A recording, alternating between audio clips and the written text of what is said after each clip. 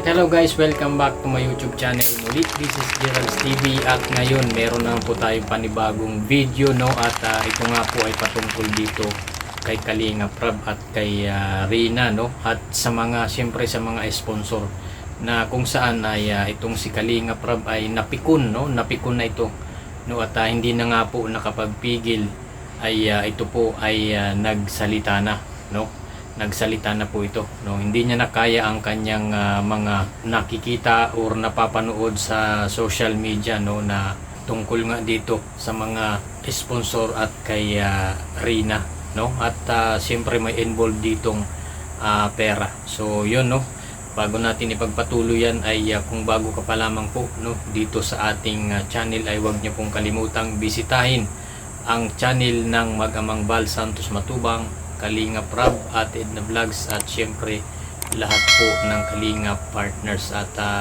syempre binabati ko rin po kayo ng isang mapagpalang araw sa inyong lahat, saan mga sulok po kayo ng mundo naroroon, anuman ang iyong ginagawa, lagi niyo pong tatandaan, mag-iingat po kayo palagi. Alright, so ito na mga kaibigan at magbibigay lang po tayo ng isang counting reaction, no, patungkol nga dito sa naging live ni Kalinga Prab, no, nung isang araw, dahil nga nagsalita na ito, no, dahil syempre kumbaga hindi na po nakapagtimpi, no, or hindi na po napigilan ang damdamin ni Kalinga Prab, no, tungkol nga dito sa mga sponsor na mga kung ano-ano ang mga ibinibintang, no, dito kay Kalinga Prab, na talaga namang parang ayon nga kay Kalinga Prab ay lagi siyang itinatapik, no, ng mga ito kapag sila ay nagla-live at siya talaga ang pinag-uusapan, no, mga kaibigan. So bago tayo gumawa ng isang reaction, no, ay panoorin po muna natin ang isang maiksing video clip, no, mula sa channel ni Kalinga Prab sa kanyang live. Sa mga bago pa lamang po, no, dito sa ating channel ay pakibisita po ng channel ni Kalinga Prab. So ito, panoorin po natin ng sabay-sabay. Makalaban lang naman po natin yung mga anti-kalingap, di ba? So, anong nangyari po niyan? May grupo po kasi yan, yung Rowe Name. Alam naman natin na ang Kalingap, especially, no, ako, si Papa, hindi po kami naghihingi ng sponsorship. Hindi kami nangongolekta. Hindi po ako naglalapag ng Gcash ko dito sa live ko, di ba? Kasi kung tutusin, kayang-kaya kong maglapag ng Gcash doon and then maka-gain tayo, makakolekt tayo. Pero ayoko pong gawin yun, ayoko pong gawin. Okay na sa akin yung may mga nanonood sa akin. Okay na po yan. Kasi kaya ko naman pong tumulong kahit wala pong sponsor. Kaya ko magpabayad kahit walang sponsor. Di nga lang ganun kaganda. Alright, so ayun nga mga kaibigan, at talagang makikita nyo po ang naging salaysay, no, ni Kalinga Prab. At yun nga talagang makikita mo sa kanya na hindi niya na po napigilan ang kanyang damdamin na sabihin kung ano yung mga ibinabato, no, sa kanya, kay Kalinga Prab, kay Kuya Bal, no, na ito nga ay merong mga grupo na nangungulikta ng mga o kumbaga nagsusolicit na wala naman pong alam ito, no, sina Kalinga Prab, at hindi naman po ito inuutosan. Kumbaga yung mga sponsor ay sila lang ang gumawa ng paraan para makapag solicit, no, sa ibang mga pwedeng maging sponsor na ibibigay nga dito kay Rina, no. At pagkatapos nga niyan mga kaibigan ay talagang parang hindi lang, no, ayon nga kay Kalinga Prab ay hindi lang po yung iba na i-shout out, no, yung ibang sponsor ay nagagalit na, no, nagagalit na dito kay Kalinga Prab or sa Kalingap, no. At yun nga, yung iba naman ay gusto nang bawiin yung kanilang mga pinapadala, no. Kaya naman ayon nga dito kay Kalinga Prab, no, kung magbibigay kayo, no, kung kayo po ay talagang tutulong, ay wag niyo nang kunin, no, wag niyo na pong kunin. Kumbaga dapat kusang loob mo yan, no, kusang loob mong ibibigay o itutulong, ay wag ka nang maghangad pa ng kung anumang kapalit, no, or anumang bagay na pantayan yung mga tulong na ibinigay sa inyo, no? So yun ang parang gustong ibig sabihin dito ni Kalinga Prab. At yun nga, no, yun pa kay Kalinga Prab na hindi niya na kailangan ng sponsor na kung sino man, no, na kaya niya naman na magpagawa ng bahay or kaya niya namang tumulong ng sarili niya, no, sa kikitain ng channel niya, no. Hindi nga lang ganun kabongga or kaganda or kalaki, no, kapag may mga ibang sponsor na tumutulong katulad ng pagpabahay. Pero ang point dito mga kaibigan ni Kalinga Prab ay kayang-kaya niyang tumulong ng mula sa kanyang sariling channel. So yun po ang sinasabi niya. At yun pa sa kanya ay parang pampagulo lang, no, pampagulo lang ang mga sponsor na yan. At hindi ko po nila lahat ng sponsor, no, pero may mga sponsor talaga na kapag nagbigay ay parang dapat ay merong kapalit, no. So yun nga, so dapat hindi ganun.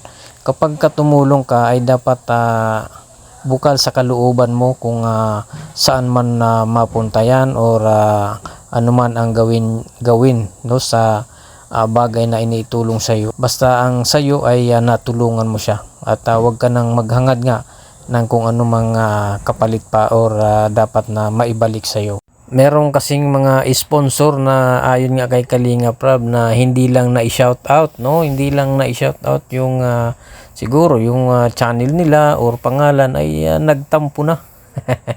Tampururot na at yun nga binawi, no, gustong bawiin yung ibinigay na tulong, no, dito kay Kalinga Prab or yung ipinadalang pera dito kay Kalinga Prab. Kaya naman itong si Kalinga Prab, no, ay hindi po nagdalawang isip na ibalik sa kanila yung amount na binigay nila or pinadala nila, no. Kaya kasi ang katwiran po ni Kalinga Prab ay ayaw niya ng magulo, no. Alam niyo po mga kaibigan, itong si Kalinga Prab ay sa dami po ng ginagawa niya, no, maraming pinupuntahan, maraming tinutulungan, maraming taong kailangang unahin, no, ay minsan talaga ay nakakaligtaan yan, no, nakakaligtaang balikan yung mga taong or magbasa ng mga comment na malaman kung sino yung mga nagbigay. Kasi nga sa dami ng kanyang ginagawa, sa sobrang busy niya, ay lahat po kayo na mga gustong tumulong or mga tumulong na ay hindi po kayo maisa-shoutout talaga niyan ng isa-isa, no. Dapat naiintindihan niyo po yan. At kung hindi man po kayo mabanggit or ma-shoutout ay wag po kayong magtatampo, no. Wag po kayong magtatampo at wag nyo nang bawiin yung mga itinulong nyo. Kasi nga tulong na yun eh. Kumbaga ibinigay nyo na yun, bakit nyo pa babawiin? Parang nanggulo lang kayo, no? Parang nanggulo lang kayo. Katulad nga ng sinabi ni Kalinga Prab na gumagawa kayo, nangungulikta kayo ng kayo lang, no? Gumagawa kayo ng sarili nyong desisyon or gumagawa kayo ng bagay na mangulikta na wala naman silang kaalam-alam, tapos pagka binigay nyo at hindi kayo ma-shoutout ay magagalit kayo at babawiin nyo na yung itinulong nyo or perang pinadala nyo. So dapat hindi ganon, no, hindi po dapat ganon. Tapos ang gagawin pa, no, ang gagawin pa ng iba ay nagla-live at parang sisiraan nyo pa itong kalingap, no, na wala naman pong kaalam-alam at ginagawang mali at wala naman talagang ginagawang paghingi, no, katulad ng mga ginagawa ng ibang sponsor. So dapat hindi ganon, no, mga kaibigan.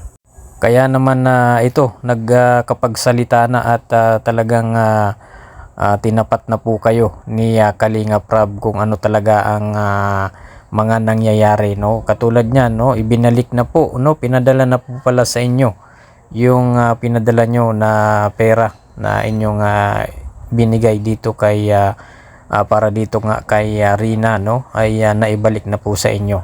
So sana ay tigilan nyo na po no ang pangbabatikos or pambabash dito sa Kalingap, lalong lalo na kay Kalingap Rab, no, dahil tingnan na lang po natin yung magandang adikain ng Kalingap, katulad nga nito, no, nang marami po ang natutulungan ng Kalingap. At yun nga, no, ayon na po ni Kalingap Rab na merong mag-sponsor, no, parang ganun ang ibig niya sabihin dito kay Rina, dahil ayon nga sa kanya ay kayang-kaya naman paggawaan ng bahay ito, no, si Rina, kayang-kaya niyang tulungan, no, sa abot ng kanyang makakaya.